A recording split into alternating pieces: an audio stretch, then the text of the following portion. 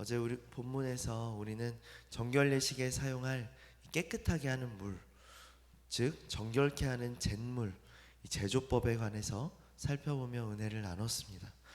오늘 본문에서는 이어서 이 정결용 잿물의 사용법 및 이 정결 예식을 행치 않는 자에 대한 경고의 말씀을 오늘 본문에서 주고 있습니다. 먼저 부정하게 되는 경우를 살펴보면은 시체에 닿거나 시체를 만진 경우, 또 죽은 사람이 있는 장막에 들어간 경우, 또 죽은 사람의 뼈나 무덤을 만진 경우, 어떤 형태로든 죽음과 접촉한 경우 그 사람은 부정하게 된다라고 말씀하고 있습니다. 단지 이 사람만 부정하게 되는 것이 아니라 죽은 사람이 있는 장막에 있던 이 그릇이나 기구들까지도 부정해짐을 15절에서 말씀하고 있습니다. 이 부정한 사람이 만진 것도 부정해지고 그 부정해진 것을 만진 사람도 부정하게 됩니다. 무엇보다도 이 부정한 상태로 성막에 가면 성막도 부정해지고 맙니다.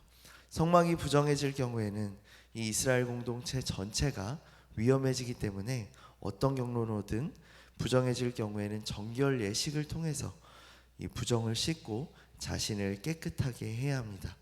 이때 사용하는 이 영적인 세제라고 볼 수 있는 것이 바로 이 어제 제조법에 대해서 살펴본 이 붉은 암송아지의 잿물, 바로 이 정결케 하는 잿물이라 볼 수 있습니다.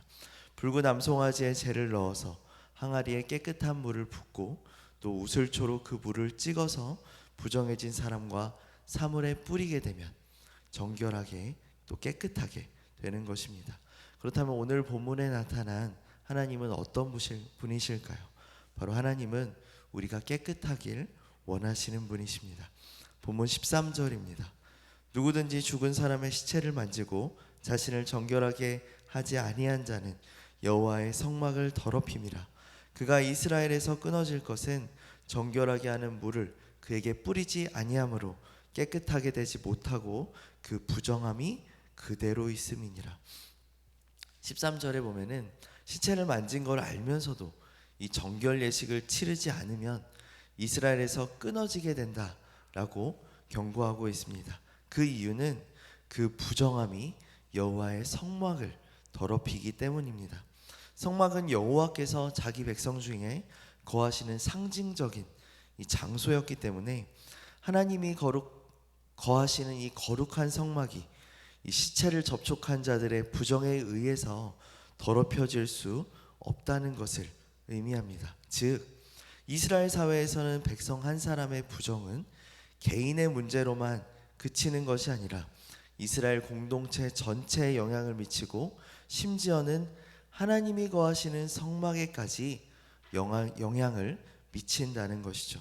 그래서 시체와 접촉함으로 부정해지고도 자신을 정결케 하지 아니한 자는 이에 대한 형벌로 이스라엘 백성 중에서 끊어질 수밖에 없게 되는 것입니다.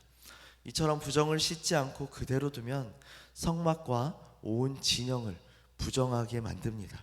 우리 역시 이것을 교훈 삼아서 부정의 문제, 우리 안에 있는 죄의 문제를 덮어두거나 방치해 두어서는 안 될 것입니다. 부정한 일은 나 한 사람의 문제로 끝나는 것이 아닙니다. 나 개인의 문제로 끝나는 것이 아니라 내가 속한 공동체에게까지 전염이 되기 때문에 나로서 끝나지 않습니다. 따라서 우리는 죄에 대해서 더욱 민감하게 반응하여서 죄를 깨닫는 즉시 회개하고 용서를 받아서 죄를 깨끗이 씻어내야 합니다. 우리가 죄의 심각성을 알지 못하면 내 안에 알게 모르게 이 심겨진 죄악의 씨앗이 나의 마음을 또 나의 생각을 습관을 결국에는 삶 전체를 지배하게 됩니다. 그뿐 아니라 죄는 이 전염성이 있어서 그 죄로 인해서 내가 속한 공동체까지도 더럽혀질 수 있음을 우리가 꼭 기억하시길 바랍니다. 그렇다면 오늘 말씀에서 우리가 무엇을 적용할 수 있을까요? 죄를 씻을 때 철저하게 씻어내야 합니다. 본문 19절입니다. 그 정결한 자가 셋째 날과 일곱째 날에 그 부정한 자에게 뿌려서 일곱째 날에 그를 정결하게 할 것이며 그는 자기 옷을 빨고 물로 몸을 씻을 것이라. 저녁이면 정결하리라. 19절을 보면은 이 시체를 만져서 부정하게 된 사람을 정결케 하는 그 예식이 나오고 있습니다. 우슬초로 정결케 하는 잿물을 뿌리되 제3일과 7일에 걸쳐서 2번 뿌려서 정결케 하도록 말씀하고 있습니다. 마지막 날 7일에 한 번만 뿌리면 될 것 같은데 왜 굳이 3일과 7일에 나눠서 2번이나 뿌리라고 말씀하셨을까요? 이것은 2번에 걸쳐서 정결례를 시행하도록 하신 것은 무엇보다도 부정을 철저하게 씻는다는 의미가 있습니다. 이처럼 우리 역시 죄를 씻을 때 철저하게 우리 죄를 씻어내야 할 것입니다.